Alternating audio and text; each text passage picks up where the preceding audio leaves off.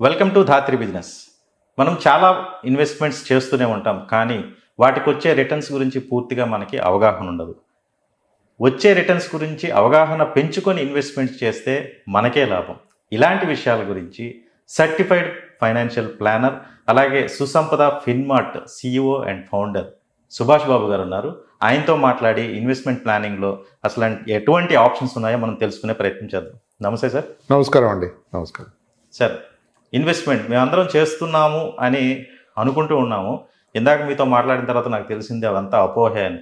మేము చేసేది ఇన్వెస్ట్మెంట్ కాదు, ఎవరో చెప్పిన సలహాను తీసుకుని జస్ట్ అలా ఇంప్లిమెంట్ చేస్తున్నాము అనిపించింది. వీటిలో ప్రత్యేకంగా మనం చెప్పాలి అని అంటే వేరే వాళ్ళ మీద డిపెండ్ అయ్యేది ఎవరైనా ఉన్నారు అని అంటే elder age people. Once retirement అయిపోయిన తర్వాత వచ్చే అమౌంట్ కావచ్చు, అంతవరకు వాళ్ళ సేవింగ్స్ని ఎక్కడ ఇన్వెస్ట్ చేస్తే బాగుంటుంది అనేది పెద్ద అవగాహన ఉండదు. అసలు రిటైర్మెంట్ ప్లానింగ్ అంటే రిటైర్ అయిన తర్వాత చేసే ఇన్వెస్ట్మెంట్స్తో పాటుగా రిటైర్ అవ్వకముందే రిటైర్మెంట్ ప్లానింగ్ చేయాలి అని అంటే ఎలాంటి ఆప్షన్స్ ఉన్నాయి? షూర్ అండి. చాలా మంచి క్వశ్చన్ అడిగారు మీరు మహేష్ గారు. లైఫ్లో కొన్ని ఈవెంట్స్ సర్టెన్గా అవుతాయి, అంటే డెఫినెట్గా ఒక టైం ఫ్రేమ్లో అవుతాయి. దాంట్లో రిటైర్మెంట్ ఒకటి. కరెక్ట్. అంటే 60 ఏళ్లకు 58 ఏళ్లకు అనుకునే టైంకి రిటైర్మెంట్ వచ్చేస్తుంది. కావాలన్నా ఒక్కలేపో వచ్చేస్తుంది రిటైర్మెంట్. సో దేర్ఫోర్ దాని మీద రెడీగా ఉండడం అనేది అది common sense and it is wise to be ready for the retirement retired life. ఒక రిటైర్డ్ అయిన వ్యక్తికి జీతం ఫ్లో ఉండదు, కానీ వాళ్ళు ఒక లైఫ్ స్టైల్ అలవాటు పడి ఉంటారు అంతకుముందు. కరెక్ట్. వాళ్ళ భార్య పిల్లలు, ఇల్లు, వాళ్ళ కారు, లేకపోతే డ్రైవర్ అంతా నార్మల్గా ఉండడం అలవాటుగా ఉంటుంది. ఆ లైఫ్ స్టైల్ మెయింటైన్ చేస్తూ ఉండాలి అంటే ఏం చేయాలి అనేది రిటైర్మెంట్ ప్లానింగ్ కాన్సెప్ట్ అది. కానీ రిటైర్మెంట్ అయ్యి ఒక 2 ఏళ్ళు 3 ఏళ్ళు 5 ఏళ్ళ లోపల మనం ఇన్వెస్ట్మెంట్ స్టార్ట్ చేసి ఆ వేళ్ళు వచ్చేప్పుడు నాకు ఇంత డబ్బు కావాలని అనుకోవడం, దాన్ని అక్యుములేట్ చేయడం అనేది కొంచెం డిఫికల్ట్ డ్రీమ్ అది. కరెక్ట్. సో ఎంత కావాలి, ఆ కావాల్సిన అమౌంట్ ఎలా మనం అక్యుములేట్ చేసుకోవాలి ఓవర్ టైం అనేది రిటైర్మెంట్ ప్లానింగ్లో వస్తుంది యాక్చువల్గా. ఓకే. ఒక యావరేజ్ ఫ్యామిలీ ఉన్నారనుకోండి, ఒక 50,000 రూపాయలు, ఒక 30 ఏళ్ళ వ్యక్తి, అతను భార్య 2 పిల్లలు ఉంటారు. ఒక 50,000 రూపాయలు వాళ్ళు బతికేస్తున్నారు. వాళ్ళు ఒక అదిల్లో ఉంటారు. Life is going on for that. వాళ్ళు 60 ఏళ్ళకి రిటైర్ అవుతారు అనుకున్నారు అనుకోండి. వాళ్ళు 60 ఏళ్ళకి 50,000 అయిన మంత్లీ ఖర్చు 60 ఏళ్ళకి 30 ఏళ్ళ తర్వాత అది 5-6 lakhs పర్ మంత్ అవుతుంది. ఇన్ఫ్లేషన్ మనం లెక్క వేసుకుంటారు. సో ఇన్ఫ్లేషన్ ఏమిటో తర్వాత విషయం మాట్లాడదాం. కానీ నార్మల్గా ఖర్చు పెరుగుతుంది కాబట్టి ఇప్పుడున్న 50,000 30 ఏళ్ళ తర్వాత దాదాపు 5 లక్షల ఖర్చుకి తేలుతుంది. అది ప్రతి వాళ్ళకి ఒక అనుభవం ఉంటుంది. ఎందుకంటే చిన్నప్పుడు మనం పెట్టిన ఖర్చుకి ఇప్పుడు పెడుతున్న ఖర్చుకి ఆ డిఫరెన్స్ ఉంటుంది కాబట్టి 30 ఏళ్ళ తర్వాత ఎంత ఉండబోతుంది అనేది అందరికీ కొంత అవగాహన ఉంటుంది. కరెక్ట్.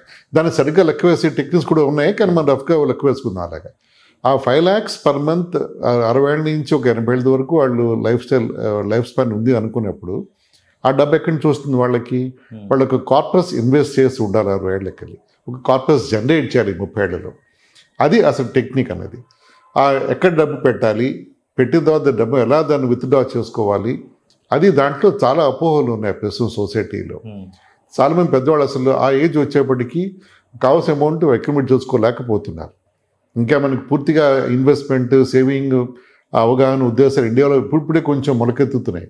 ఇంత ముందు వరకు ఏదో పిల్లలు చూసుకుంటారులే చెప్పి ఉండిపోవడం అలా ఉండేది.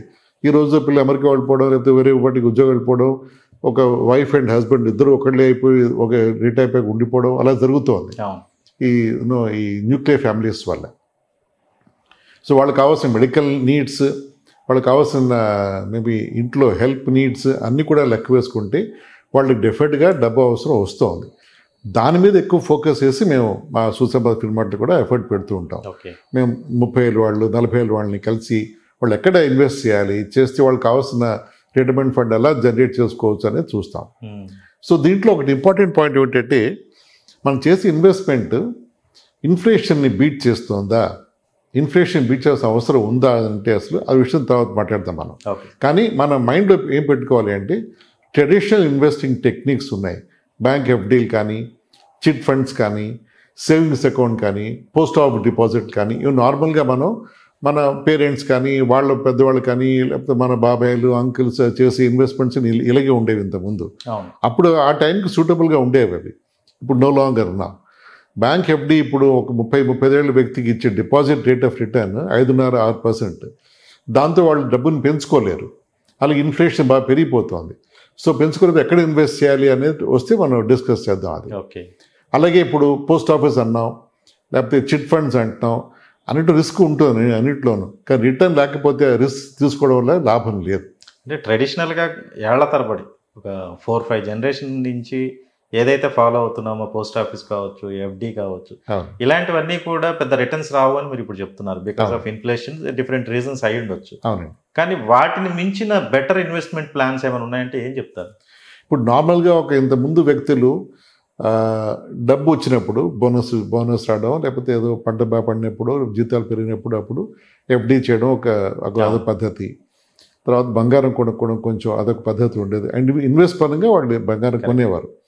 అలాగే బ్యాంక్ డిపాజిట్ అయిపోయింది, పోస్ట్ ఆఫీస్లో వేయడం, ఇలా ఉండేవి. పొలం కొనడం, లేకపోతే ఇల్లు కొనడం, అలా ఉండేది. ప్లాట్స్ కొనడం ఉండేవి. అలాగే అది ఒక పాయింట్ ఆఫ్ వ్యూ వరకు బాగానే ఉండేది అది. కానీ ఇప్పుడు మనం చూస్తే అసలు అంటే అవన్నీ ఎంత ఓల్డ్ టెక్నిక్స్ అయిపోయింది. ఇప్పుడు పెరుగుతున్న ఈ కాస్ట్ ఆఫ్ లివింగ్ వల్ల వాటి వల్ల చూస్తే ఎఫ్డి రిటర్న్ కానీ, పోస్ట్ ఆఫీస్ రిటర్న్ కానీ, బంగారం 7 to 8% రిటర్న్ మాత్రమే ఇస్తుంది లెక్క వేస్తే. యాక్చువల్గా ప్లాట్స్ కూడా, రియల్ ఎస్టేట్ కూడా 7 to 8% లోపలే ఇస్తుంది. ఓకే, ఒక ఇల్లు కొని మనం అద్దెకి ఇచ్చేసి మనం హాయిగా ఉంటాం, ఇల్లు అద్దె వస్తుందని. కానీ మనం పెట్టిన ₹1,00,00,000 ఇంటి అపార్ట్మెంట్ తీసుకు ఇన్వెస్ట్ చేస్తే బయట ఎక్కడన్నా మనం ఇంకా ఎక్కువ దానికి 3 ఇంతలు మనం డబ్బు తెచ్చుకోవచ్చు. అదే సేఫ్గా పెట్టుకుందాన్ని మనం. అది మనం రియలైజ్ చేయం. మనం ₹1,00,00,000 2 bedroom ఇల్లు కొనేసుకుని మనం 20,000 25,000 వస్తుంది, అంతే మనం హ్యాపీగా ఉంటాం. ఆ ఇంటి మీద పెట్టే ఖర్చు, మెయింటెనెన్స్, తర్వాత టెనెంట్లు మారితే వచ్చే గ్యాప్స్ అన్నీ లెక్కేసుకుంటే మనం రిటర్న్ 6 to 7% మాత్రమే ఓకే ఈ రియల్ ఎస్టేట్లో. మీరు ఎఫ్డి, పోస్ట్ ఆఫీస్ ఇవన్నీ రిటర్న్స్ తక్కువ ఉన్నాయంటే పెద్దగా ఆశ్చర్యం వేయలేదు. కానీ రియల్ ఎస్టేట్ మీద పెడితే పెద్ద రిటర్న్స్ రావు అని చెప్పడం నేను ఇదేమండి. ఎందుకంటే మనం ఎక్కడ చూసినా కానీ ఈరోజు ఒక ఇల్లు కొనాలి అంటే 20 kilometers 30 kilometers రేడియస్కి వెళ్ళినా కానీ కొనలేని పరిస్థితి వచ్చింది. ఈ సందర్భంలో రియల్ ఎస్టేట్ మీద పెడితే అంత రిటర్న్స్ రావని మీరు చెప్పడం కొంచెం ఆశ్చర్యకరంగా ఉంది. అవునండి, చాలా ఆశ్చర్యకరం. కానీ అన్ఫార్చునేట్గా చాలా మంది తెలియదు. వాళ్ళు కొన్న తర్వాత వాళ్ళు కట్టే ఈఎంఐల బర్డెన్లో దిగిపోయేవాళ్ళు, వాళ్ళ ప్రైమ్ ఏజ్లో అంటే ఇన్వెస్ట్ చేసే ఏజ్లో వాళ్ళు ఈఎంఐలో దిగిపోయేవాళ్ళు, కూరిపోయేవాళ్ళు. ఇన్వెస్ట్ చేయలేక ఈఎంఐలు అతి కష్టమే కట్టేవాళ్ళు. కట్టినంత దేనికోసం asset which gives you only about maybe 5-6% return. So అదే, కానీ వాళ్ళు ఎప్పుడు ఇల్లు కొనుక్కోవాలి, కరెక్టే. ఒక ఫ్యామిలీకి ఇల్లు కొనుక్కోవాలని ఉంటుంది ఎప్పుడు.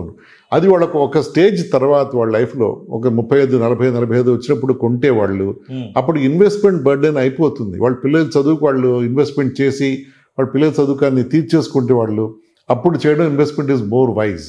ఓకే, అంటే పిల్లల కిడ్స్ ఎడ్యుకేషన్ కంప్లీట్ అయిన తర్వాత హౌస్ ప్లాన్ చేయడం బెటర్ అంటారా? కరెక్ట్. అప్పుడు ఏమీ బర్డెన్ ఉండదు అప్పుడు. ఓకే, ఎందుకంటే ఇప్పుడు ఇన్ఫ్లేషన్ ఇందాక మాట్లాడుకున్నాం. అసలు ఇన్ఫ్లేషన్ ఏమిటి అంటే ప్రతి ఏడాది మనం బయట చూస్తాం, మనం తినే కూరగాయలు అవ్వచ్చు, లేకపోతే బియ్యం అవ్వచ్చు, పాలు అవ్వచ్చు, నూనె అవ్వచ్చు, ఏదైనా అవ్వచ్చు, మన కన్జ్యూమర్ ఇన్ఫ్లేషన్ ప్రతి ఏడు పెరిగిపోతుంది. అది ఇన్ఫ్లేషన్ అంటే. Thank you sir, thank you very much. Thank you very much for the opportunity. Thank you.